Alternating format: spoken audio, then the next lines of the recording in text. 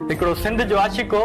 सो सिंध लाइ जंग विढ़ण पियो वञे या हिकिड़ी जिदोजहद ते पियो वञे त हुनजी महबूबा हुनखे रोकींदे चयसि त तूं मूंखे छॾे न वञ, तोखां सिवा भला बि मुंहिंजो हिते केरु आहे। त हुन सिंध जे आशिक पंहिंजे शाइराना अंदाज़ में वराणींदे चयसि, तुंहिंजे ॿाहुनि में चूड़ियुनि जी मौसम हुजे, तुंहिंजे पेरनि में छेरनि जी छमछम हुजे, ॾूर तोखां क़यामत ताईं गम हुजे, मुंहिंजे राहुनि में कंडा विछाए न तूं, मूंखे ज़ुल्फनि जो कैदी बणाए न तूं, छत मां तारीख़ जो वर्क बणिजी वञा ऐं सदियुनि ताईं लिखबो ऐं पढ़बो रहां,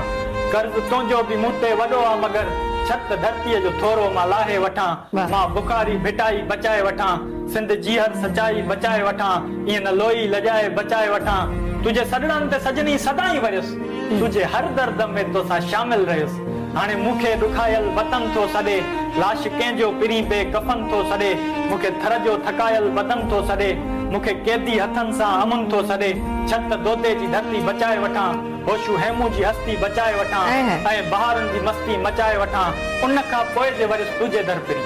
तुंहिंजे नेणनि ते वेही पोइ ॻाल्हियूं